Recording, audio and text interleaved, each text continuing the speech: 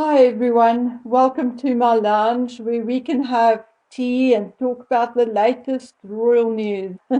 Well, it appears that when it's not raining, it is pouring.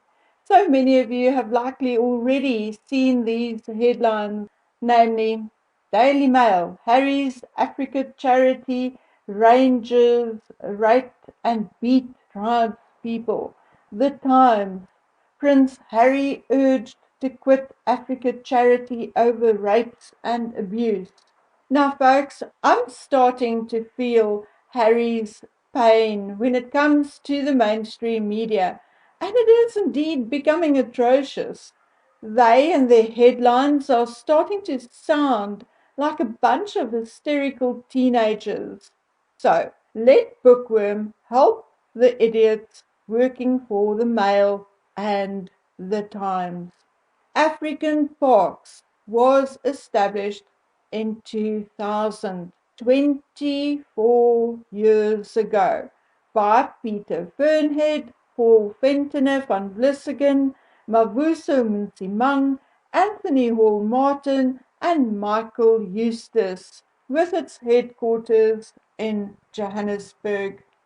Dear Daily Mail, African Parks is not, and I repeat, not N-O-T, Harry's charity. He had nothing to do with the establishing of the charity, nothing. He was purely their face, their PR, the bait, so to speak, for other investors. Recently, he was promoted to one of their directors. But sorry, guys, he's also one of many directors. African Parks have a couple of divisions. African Parks Foundation of America with 12 directors. African Parks Foundation Germany with 5 members of the board, or then directors. African Parks Foundation Switzerland with 5 board members. Stitching African Parks Foundation with 2 board members. African Parks Foundation UK with 4 or 5 directors. And then there is the African Parks Foundation Network, South Africa, of which Harry is only one of 10 board members. So, Daily Mail, please stop overreacting like 3-year-olds. African Parks is not Harry's charity. Far from it. And now to the Times. African Park currently manage 22 national parks and protected areas in 12 countries. Countries like Angola, Benin, Chad, Democratic Republic of Congo, Malawi, Mozambique, Republic of Congo, Rwanda, South Sudan, Zambia, Zimbabwe, etc., etc. They also partner with various governments. They employ 1,400 rangers, and in the past 5 years, these rangers confiscated 879 firearms, confiscated 1.3 ton of ivory, and 450 kilogram of pangolin scales, and removed 100,000 traps. So now, because a handful and the Mail did not even do a deep enough investigation that they can even tell us whether there are 2, 3, 4, or 5 rangers working in the Congo in the region of the Baka people. Well, because, say, 3 or 4 of the 1,400 rangers in one region behaved like power-hungry buffoons, the Times now want Harry to resign or quit the charity because of the abuses. How ignorant, how stupid, how typical cancel culture. Let's cancel, destroy something because one, two, or three things went wrong while thousands of others have benefited. Stupid, stupid, and ridiculous. This is instead an opportunity for Harry to become more involved, spend more time, maybe help implement a better vetting system for these rangers, and maybe help educate and heal the victims.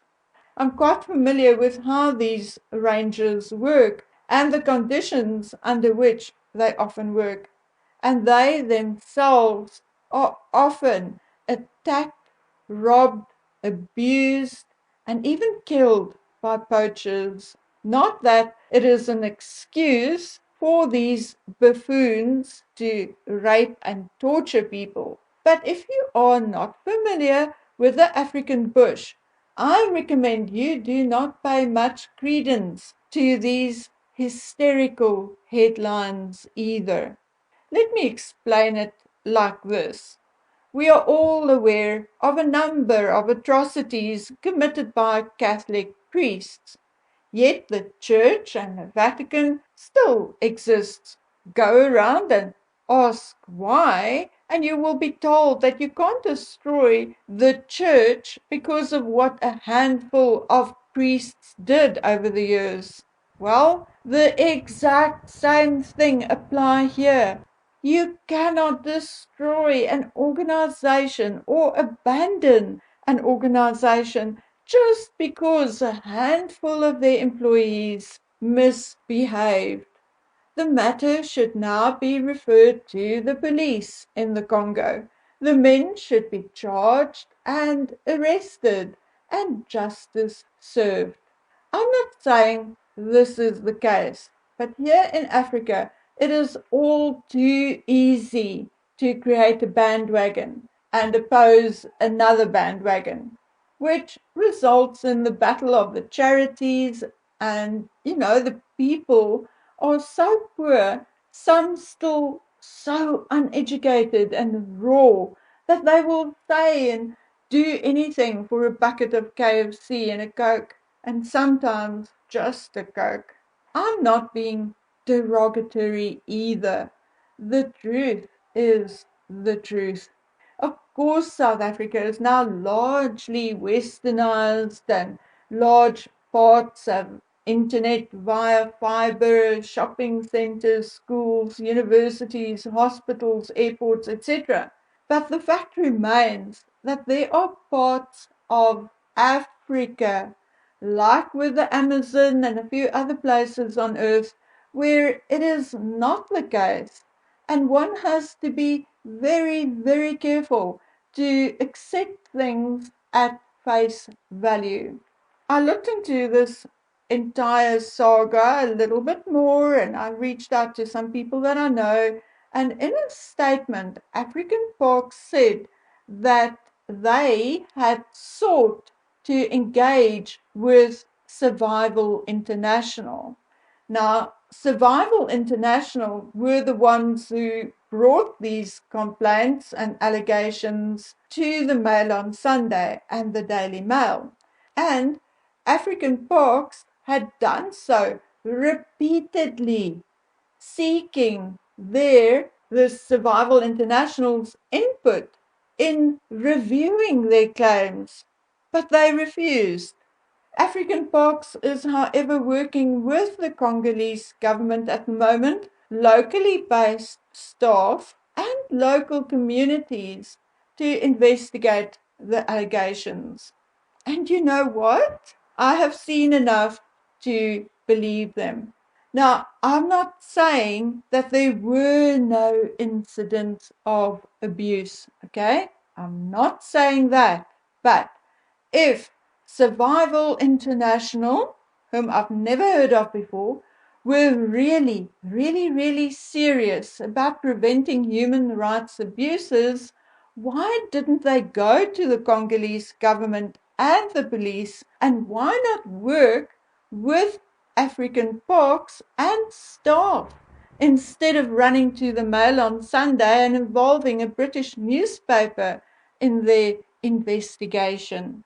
Anyway, every organization has its flaws and bad apples, okay?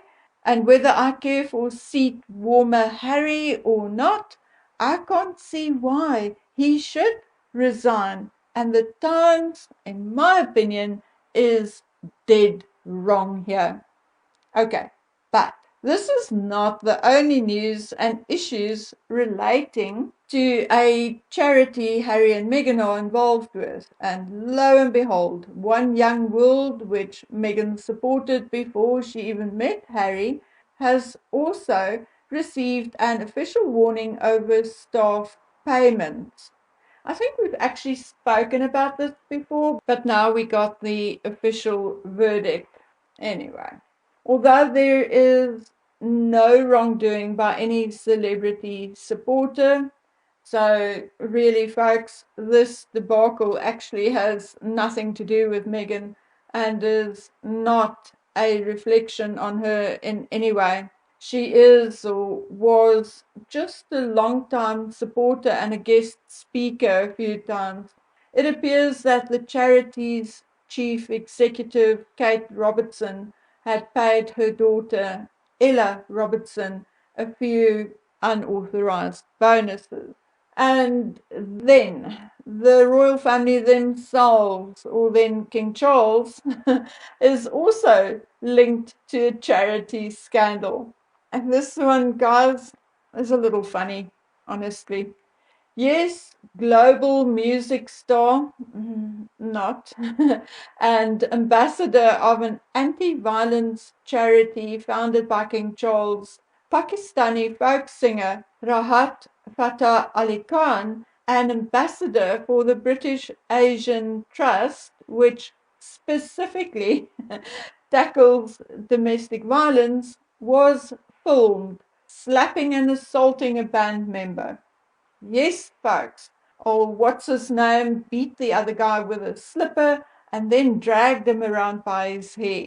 Pretty brutal. But of course, old Khan reckons the bloke is a student of his and did not mind the treatment.